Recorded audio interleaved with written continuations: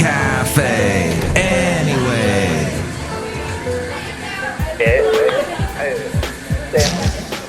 Mike's Daily Podcast. FF episode 2236. Okay, I missed a day. I had things to do. It was important that these got done. Mike's Daily Podcast. And now it's time to podcast because Mike does a podcast. He does it every day. And this is FF episode 2236. That's 2236. I like the band The Fix with Cy Kernan, or was it Kai Kernan? I forget. Saved by Zero. One thing leads to another. Red skies at night. How much does it take? Mike's Daily Podcast. That's my friend Mike's favorite song. How much does it take? I think that's what it was. And the one... Mike's no one Daily. No one has to cry. Podcast. That was a good one too. And then... Yeah! Are we ourselves? Are we ourselves? They always had such interesting lyrics. Cool beats. Had the cool rockin' sound, the wild synthesizer sounds. And then there was the other one. Wait. Stand or Fall. State Your Piece Tonight. Thank you. I don't have the greatest hits in front of my face right now. I'm just doing this all from memory. Oh, Secret Separation. My friend in Alabama, Carrie, that's her favorite. There's no need for our separation in a hesitation. You broke my heart so neatly. You rescued me. Now free me. The latest scammer craze is something called the teletransformer. This is step one in the scammer bag of tricks before handing you off to the closers who will put you into a deal. Do you know anybody who is quote-unquote a senior citizen? They have, believe me, they all have gotten a call from somebody, some horrible, atrocious person who's telling them they're about to close their Amazon account or that there's something to do with Apple, their Apple account's getting closed, and they don't know what they're saying, they're confused, and then they might lose money because they'll give them some... And here's today's podcast picture. Bank account number, or I don't know the rest. But it's usually they're trying to get some... Oh, the podcast picture is of the lovely area in... now I don't know what it's called. I was just looking at this, darn. It's in Richmond. It's called Brickyard Cove. That's right. It's near Point Richmond. And we were there on Tuesday. My lovely lady friend got her first shot, as I mentioned on the podcast that day. And so we were driving around. I was showing her that area. It's a beautiful drive. Basil the Boxer and I walked there once, eons ago. Had a great walk, the late, great Basil the Boxer. Yes, it's such a fun day. Basil, there's a stray cat that's trying to adopt us. We call him Orson. He's a big black fluffy thing. And we've been feeding him a little bit. And he shows up and he actually lets us pet him. But we do it very intrepid, careful. We don't want to get clawed by him. Because this is the cat that got me about 2 months ago. He took a swipe at me. And I'm like, uh-oh, cat scratch fever. That Ted Nugent song. Okay. What was I saying? Oh, yeah, so check out that beautiful area, Brickyard Cove. Oh, the last podcast was called Chimneys, so there you go. Bricks are in chimneys. It all comes back around like a Carly Simon song. Not like a Fix song. Although he's walking in that weird, what is that thing? It was like a hamster wheel in that video for Secret Separation. Are you saying that this podcast is a rabbit hole? That it just goes down some crazy rabbit hole and all kinds of things? That I am taking you on a journey, my friend. Why would you even say that to me? How rude. If you answer a typical message, okay. When you answer the phone, they will, sometimes your message will leave a callback number, or they'll claim they're returning your call or calling because you recently bought one of their products. If you answer, a typical message will say, "This is Kristen with Benefits Advisors. calling on a recorded line. How are you today?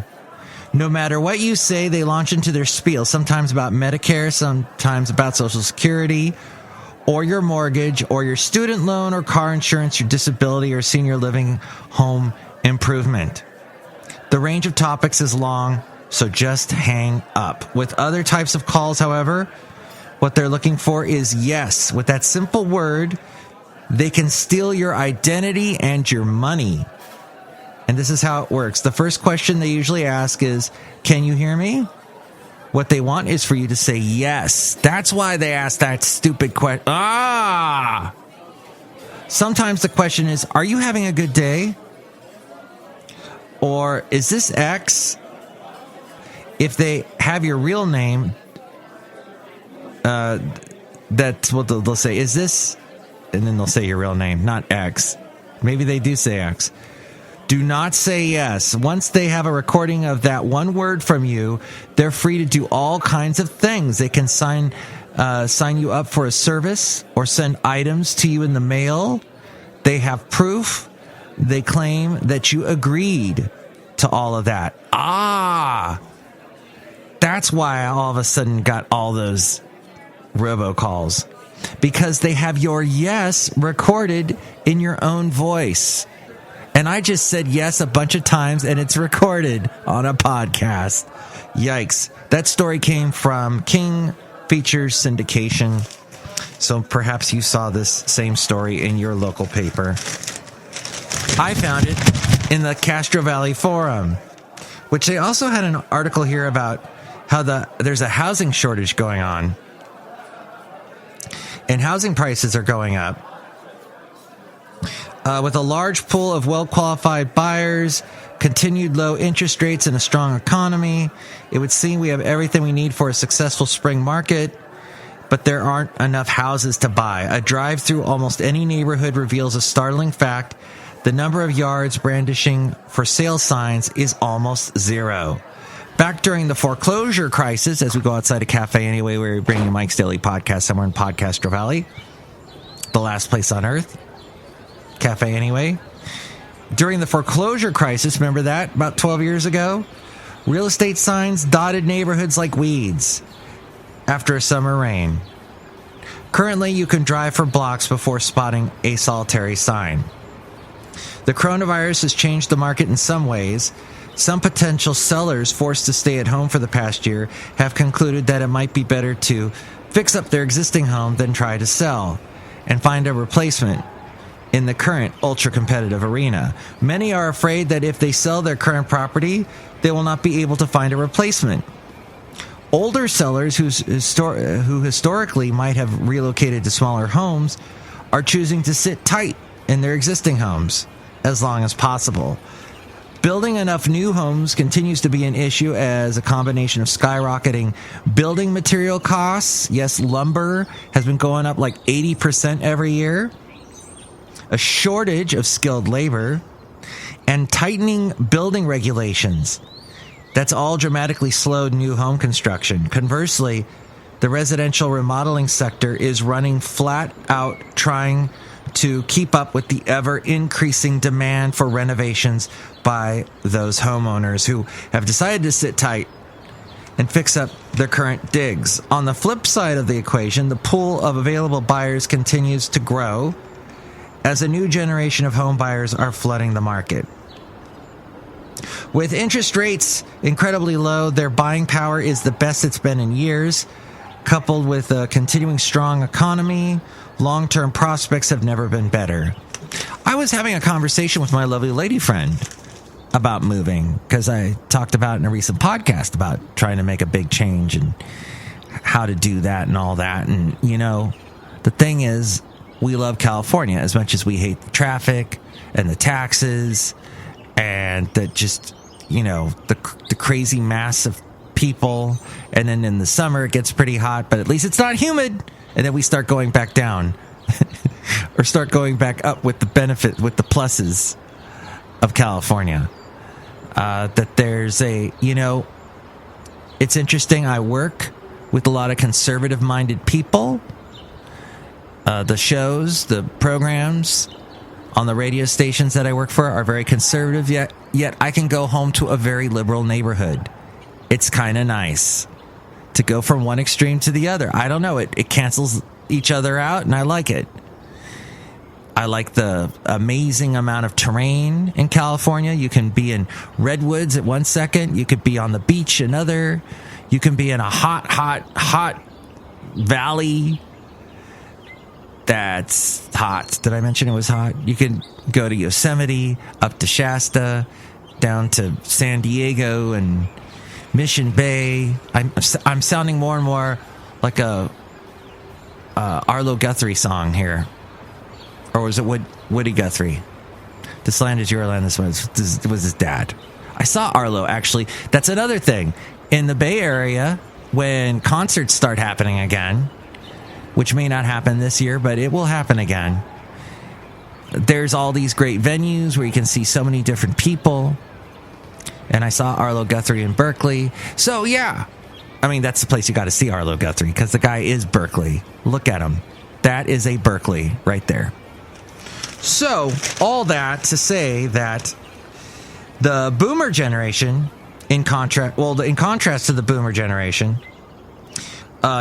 younger generations, many with young children, have been forced by COVID-19 to re-examine their current living conditions. Small homes that might have worked pre-pandemic have revealed themselves to be too small, forcing relocation to larger properties where family members can spread out. In the meantime, it is a frustrating time for potential buyers, as limited inventory is causing multiple offers and pushing prices higher. It does not appear this will be slowing down anytime soon. This was written by Carl Medford, by the way. He is a licensed realtor with Keller Williams Realty. Just to give him a little plug, because I just stole his article. Sorry about that, Carl. But you give us pause for thought, Carl, because the other day I'm sitting outside on a lounge, this nice little lounge. It's not a very expensive lounge. It's kind of rickety. If I gain any more weight because of staying at home, because of the pandemic, I may break the lounge. But what I'm saying is, as I'm sitting on this lounge, I'm thinking back to when I first acquired this lounge. And I remembered it was back in Huntsville, Alabama. I lived there for 2 years. I bought this lounge one day because I thought I'm going to sit in my backyard on this lounge. So the first day I do that, I sit down, and I was talking to my then wife at the time, saying to her, well, she had decided then and there, maybe this was not around the lounge. This was probably a couple days earlier. She had said to me, let's move back to California. I'm tired of Alabama. So we ended up moving back to California in 2009. But before we did that, I had to break the news to my mom. And I was sitting on that lounge when I broke the news to her. That's why I bring up the lounge. So she did not like that idea. She had moved from California several years earlier, had moved to Florida, where she still resides. And I said to her, I want to move back to California. My then wife wanted me to move back to California. We wanted to move back. And she goes, you are in such an inexpensive to live area. You've got a house. You've got a big backyard. You don't need to move back to California. You're going to get, for the same, what you paid for that house, you'll get a shoebox in California. And she was right about all of that. And the problem is, though, she was wrong about some of that, because I moved to California, ended up getting divorced, met my lovely lady friend, and we were having this conversation, my lovely lady friend and I, about how if it wasn't for moving back to California, I would have never met her. You know how things are. And the grass is greener. Well, in that story, I guess the grass was greener on the other side. I went to the other side, and now I'm staying on the other side, against what my mom was suggesting at the time. What's even funnier to me about that whole story is that she was on Facebook at the time, and now she hasn't been on Facebook in like 10 years. But back then she was on Facebook a lot, and she saw me post something about, hey, looking forward to California. And my mom commented, and it's still up there on Facebook somewhere. You'd have to dig back 11 years to find it. But she said, anywhere you live can be paradise. You don't have to move to California. She was trying so hard to keep me in Alabama because I was closer to her in Florida. She was Florida. I could just go and see her. Yeah. But it's funny because she brought that up. She was adamant about it for a while. And then, she came to California a couple times to visit. And, it's never been brought up since. Until now, when I brought it up. Why did I bring that up? Okay, a couple things real quick. Double masking is important. The CDC says that unknotted surgical masks block only 56.1%, while a cloth mask only blocked 51.4% of cough particles. So they say you should double mask with cloth and surgical masks together, I guess. It prevents leakage of air, and it fits the contours of your face better. Not the ear loops of a surgical mask where they attach the mask's edge and then tuck in and flatten the extra area. Why am I reading this? That's a good question. Because I think there's nurses listening? Maybe there are. Studies by the CDC found, in America, the CDC found that wearing a double mask, cloth, and surgical or disposable reduces exposure to the coronavirus by nearly 95%. Ah, I see. That's what they were saying. Double masking. Okay.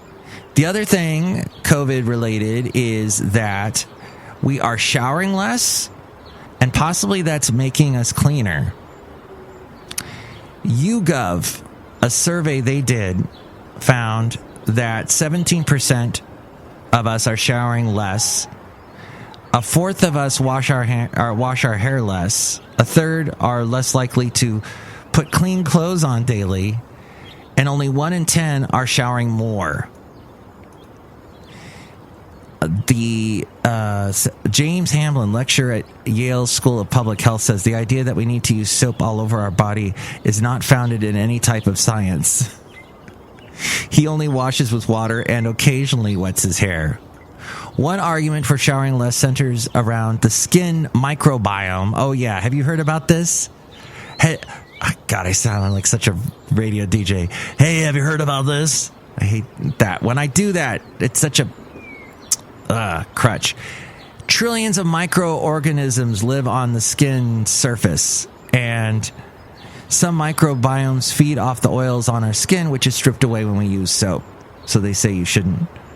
The skin microbiome plays an important role. It supports our immune system, prevents pathogens entering the body, reduces inflammation, lessens the chance of skin conditions such as eczema and psoriasis.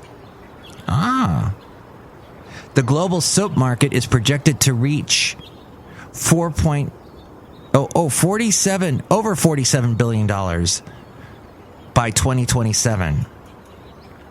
This goes on and on. The fascinating facts about this. That was from the Telegraph, by the way, which is in England.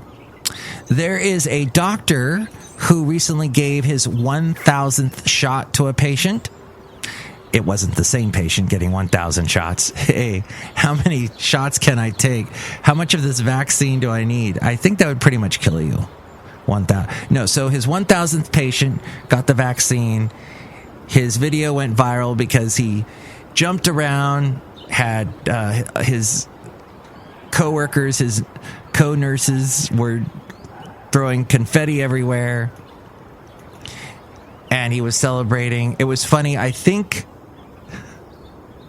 he had his patient watching away, looking at a television set off to the side, away from where he was administering the shot, and told her, pretend that the Leafs won the Stanley Cup.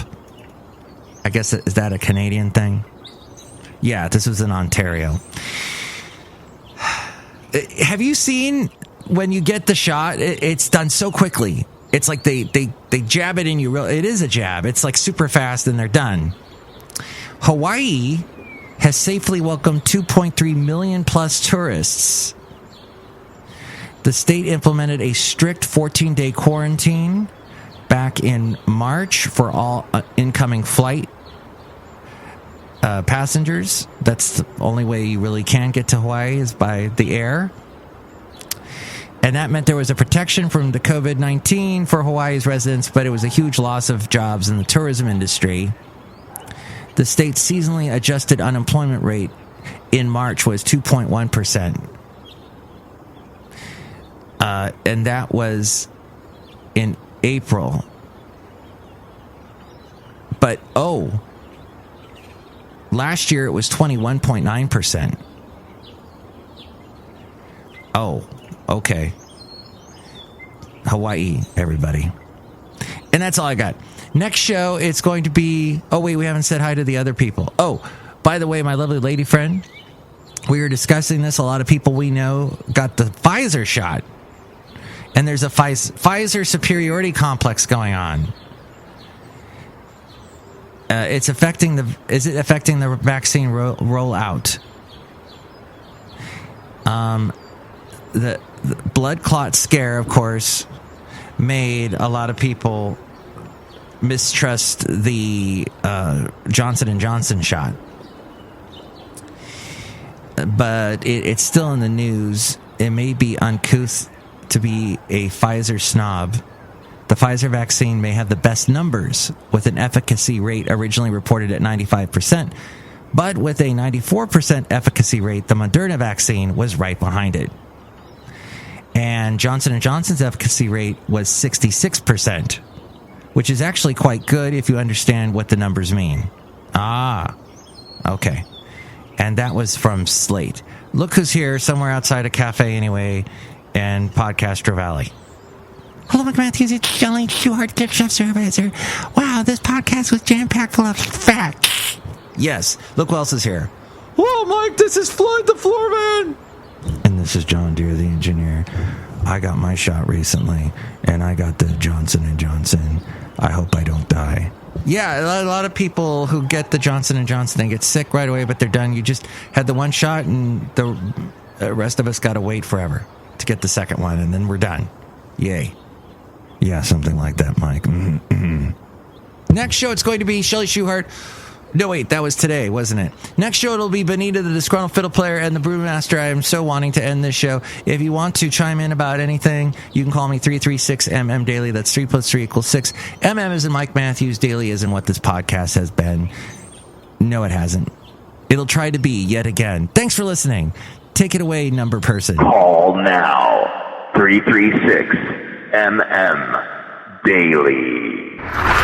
Mike's Daily Podcast is written and produced and performed by Mike Matthews. His podcast is super easy to find. Download or listen to his show and read his blog at MikesDailyPodcast.com. Email Mike now at MikesDailyPodcast@gmail.com. See you tomorrow. Bye!